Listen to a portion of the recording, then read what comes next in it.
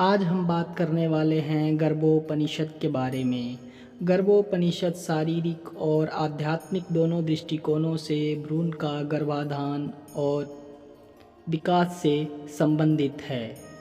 दोस्तों, गर्भ उपनिषद का अंतिम उद्देश्य साधक में सांसारिक जीवन के प्रति वैराग्य उत्पन्न करके उसे मोक्ष की ओर ले जाना है। वही आगे बात करें, महर्षि पिपलाद जी ने गर्भ उपनिषद के बारे में लिखा है, जिसके बारे में हम जानेंगे। गर्भ उपनिषद मानव शरीर की रचना कैसे हुई है। पृथ्वी, जल, अग्नि, वायु, आकाश, इन सभी को मिलाकर मानव शरीर की रचना हुई है। पृथ्वी जो कुछ भी ठोस है, जल जो कुछ भी तरल है, अग्नि जो शरीर की गर्मी है, वायु जो शरीर की और उसके भीतर की सभी हलचलें हैं, और आकाश जो वह स्थान जिसमें शरीर स्थित है और शरीर के अंदर की गुहाएं और नलियां स्थित है। शरीर के 5 ज्ञानेंद्रियां हैं। पहला है आँखें जो देखने के लिए हैं, कान जो सुनने के लिए हैं, जीभ जो स्वाद जानने के लिए हैं, नाक जो सूंघने के लिए हैं, और त्वचा जो स्पर्श व महसूस करने के लिए है। शरीर में 5 कामेंद्रियां हैं। पहला है मुंह जो बोलने के लिए, हाथ पकड़ने और उठाने के लिए, पैर चलने के लिए, गुदा मल त्याग के लिए, और जो जननांग है वो आनंद के लिए है। शरीर के 4 आंतरिक अंग हैं, जो कि पहला है बुद्धि समझने और निर्धारित करने के लिए, दूसरा है मन सोचने और कल्पना करने के लिए, तीसरा है चित्त जो स्मरण के लिए, और चौथा है अहंकार मैं और मेरा ऐसी धारणा रखने के लिए। शरीर में 6 प्रकार के रस होते हैं। पहला मीठा, दूसरा है खट्टा, तीसरा है कड़वा, चौथा है नमकीन, पांचवा है तीखा और छठा है कसेला, जो कि ये 6 मानव शरीर के अंदर रस होते हैं। शरीर के अवस्था में 6 परिवर्तन होते हैं। कोख में आविर्भाव, जन्म, वृद्धि, परिपक्व हो जाना, क्षय और मरण। ये जो 6 हैं ये अवस्था परिवर्तन होते हैं। शरीर में 6 चक्र होते हैं। पहला है मूलाधार चक्र, दूसरा है स्वाधिष्ठान चक्र, तीसरा है मणिपुर चक्र, चौथा है अनाहत चक्र, पांचवा है विशुद्धि चक्र और छठा है आज्ञा चक्र। ये 6 प्रकार के चक्र हमारे शरीर में होते हैं। ध्वनि के 7 प्रकार हैं। पहला है षडज जिसको स कहते हैं, दूसरा है ऋषभ जिसको र कहते हैं, तीसरा गांधार जिसको ग कहते हैं, चौथा है मध्यम जिसे म है, पंचम से प है, यथेव से ध है, निषाद से नी है। इन सभी को मिला के सा रा गा म प ध नी का स्वर बनता है। शरीर में धातुओं के अलग अलग रंग हैं। रस का रंग सफ़ेद, खून का रंग लाल, मांस का रंग कृष्ण, वसा का रंग धूम्र, हड्डी का रंग पीला, मज्जा का रंग भूरा, वीर्य का रंग पीला सा सफ़ेद होता है। शरीर में धातु का निर्माण कैसे होता है। भोजन के रस से रक्त बनता है, रक्त से मांस, मांस से वसा, वसा से अस्थि, अस्थि से मज्जा बनता है और फिर मज्जा से वीर्य का निर्माण होता है। भ्रूण कैसे बनता है। स्त्री पुरुष के मिलन के पश्चात नर मादा के प्रजनन पदार्थ मिलते हैं, जिसके बाद भ्रूण का निर्माण होता है जो हृदय द्वारा नियंत्रित किया जाता है।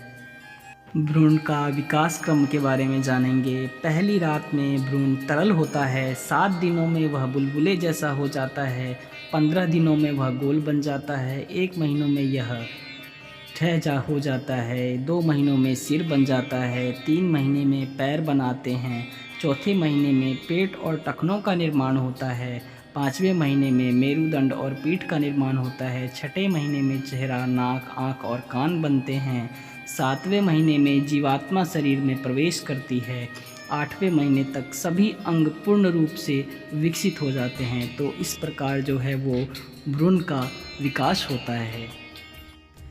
भ्रूण का लिंग निर्धारित कैसे होता है। अगर भ्रूण में पिता के अंश और असर ज़्यादा होगा तो वह नर के रूप में जन्म लेगा। वही अगर भ्रूण में माँ का प्रभाव ज़्यादा होगा तो वह मादा के रूप में जन्म लेगी। चूँकि स्त्री को मैथुन से अधिक आनंद मिलता है, इसीलिए अधिक लड़कियाँ पैदा होती हैं। लेकिन अगर दोनों के प्रभाव समान होंगे तो वह ना तो महिला बनेगा ना पुरुष। वह दोनों लिंगों को पूर्णतः अपना नहीं पाएगा और उसका जन्म किन्नर के रूप में होगा। दोषयुक्त संतान। यदि मैथुन के समय माता पिता को कोई चिंता या तनाव होता है तो दोषयुक्त बच्चे का जन्म होता है। इसके उदाहरण महाभारत में हमें मिलते हैं। व्यास जी के समक्ष जब अंबिका ने डर के मारे अपनी आंखें बंद कर ली थी, तब उसके पुत्र धृतराष्ट्र अंधे पैदा हुए थे, और अंबालिका जब भय से पीली पड़ गई थी, तब उसका पुत्र पांडु रक्तहीन और बीमार पैदा हुए थे। बच्चे का स्वभाव। यदि मैथुन सुखद और आनंदमय है तो बच्चे को पिता के सभी अच्छे गुण मिल जाएंगे। इसीलिए मैथुन का स्थान, समय, क्रिया और आनंद बच्चे के स्वभाव को प्रभावित करते हैं। जुड़वा बच्चे का जन्म। शुक्र या शोणित के विभाजन से जुड़वा बच्चों का जन्म होता है। यदि शुक्र और शोणित में से केवल एक ही विभाजित होता है तो जुड़वा बच्चों का लिंग समान होगा। यदि दोनों विभाजित हो जाते हैं तो असमान लिंग के जुड़वा बच्चे पैदा होते हैं। यदि शुक्र या शोणित 2 से अधिक समय में विभाजित हो जाते हैं तो उसके अनुसार अधिक संख्या में बच्चों का जन्म होगा। 9वें महीने में क्या होता है? 9वें महीने में पंच तत्वों से बना शरीर पूर्ण रूप से विकसित होता है तथा भ्रूण की ज्ञानेंद्रियां और बौद्धिकता का विकास होने लगता है। इसी दौरान भ्रूण को अपना पिछला जन्म और उसमें किए गए बुरे कृत्य याद आते हैं। गर्भ में रहते हुए ईश्वर से यह कहता है कि कई योनियों पार करने के बाद, विभिन्न प्रकार के खाद्य पदार्थों को खाने के बाद, कई बार माँ का दूध पीने के बाद और कई बार मौत को झेलने के बाद मैं ये जन्म ले रहा हूँ। वह ईश्वर से कहता है कि मैं वादा करता हूँ कि मैं खुद को नारायण के प्रति समर्पित कर दूँगा। मैं उनके नाम का जाप करूँगा और पूर्व जन्मों में किए गए पापों से छुटकारा पाऊँगा। जन्म के समय में क्या होता है? जैसे ही भ्रूण 9वें महीने की समाप्ति के बाद अपनी उत्पत्ति के लिए प्रयास करने लगता है और माँ के गर्भ से बाहर आता है, जैसे ही बच्चा बाहर आता है वह वैष्णवी वायु के संपर्क में आता है।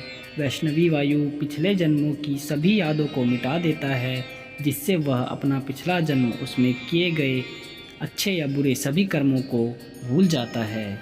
वह अपनी दूरदर्शिता खो देता है तथा वह सच को देखने की क्षमता चली जाती है। जैसे ही वह पृथ्वी के संपर्क में आता है, बच्चा रोने के लिए तैयार हो जाता है। पहले रोने के आंसू बाकी यादों को धो देते हैं, जिससे उसकी सही और गलत में भेद करने की उसकी क्षमता समाप्त हो जाती है। शरीर को शरीर क्यों कहा गया है? पहला है ज्ञानार्थ की ऊर्जा, मन और बुद्धि की प्रक्रियाओं के लिए जिम्मेदार होता है। दूसरा है दर्शनाग्री ऊर्जा, यह संवेदी अंगों के माध्यम से जानकारी प्राप्त करती है। तीसरा है कोष्ठाग्री ऊर्जा, यह भोजन को पचाती है। शरीर में नित्य त्याग। शरीर की तुलना यागवेदी से की जा सकती है। यागवेदी में 3 होम कुंड हैं, ग्राहपत्य, आवहनीय और दक्षिणाग्रही। इसमें ग्राहपत्य उदर है, आवहनीय मुख है और दक्षिणाग्रह हृदय है। पुरुष स्वयं एक यजमान है और उसकी पत्नी बुद्धि है। संतोष वह व्रत है जिसका वह पालन करता है। इंद्रियां और मन पात्र है तथा शरीर में विद्यमान देव पुरोहित है। ब्रह्मा मन है तथा यजमान जहाँ भी जाता है देव उसके साथ रहते हैं। इच्छाएं अग्नि में चढ़ाए गए घी हैं। लोभ, क्रोध आदि यज्ञ के पशु हैं। यज्ञ की अवधि व्यक्ति का जीवन काल है। हृदय का नाद साम है। परापश्यंती और मध्यमा ऋचा है। इस यज्ञ की परिणति मृत्यु है। यह यज्ञ हर एक जीव के अंदर चलता रहता है तथा देव उन्हें आशीर्वाद देते हैं। मानव शरीर की रचना खोपड़ी 4 हड्डियों से बनी होती है तथा प्रत्येक पंक्ति में 16-16 दांत होते हैं। मानव शरीर में 5 प्रकार के मम्र होते हैं, जिसमें कुल मर्मों की संख्या 107 मानी गई है। मांस मम्र 11 होते हैं, अस्थि मम्र 8 होते हैं, संधि मम्र 20 होते हैं, स्नायु मम्र 27 होते हैं, शिरा मम्र 41 होते हैं। 72 नाड़ियाँ होते हैं, जैसे कि इड़ा, पिंगला, सुषुम्ना। इन प्रकार की नाड़ियाँ होती है। भोजन रस मूत्र और मल में परिवर्तित हो जाता है। वीर्य और शोणित का निर्माण भोजन से होता है। रक्त परिसंचरण सहित शरीर के अंदर सभी गतिविधियां वात की सहायता से होती है। प्रारंभ में भ्रूण का प्राण आज्ञा चक्र पर होता है। जब वह प्रसव के लिए तैयार हो जाता है, तब यह अनाहत चक्र में उतरकर स्थिर हो जाता है। 4.5 करोड़ बाल होते हैं। दिल का वजन 8 पल होता है तथा जीव का वजन 12 पल होता है। शरीर में पित्त का वजन 1 प्रशस्त होता है। कफ का वजन 1 आढ़क होता है। मज्जा का वजन 2 प्रस्थ होता है। वीर्य का वजन 1 कुड़ब होता है। दोस्तों, वीडियो कैसा लगे हमें बताएं। ऐसी वीडियो जानने के लिए चैनल को सब्सक्राइब करें, वीडियो को लाइक करें। धन्यवाद।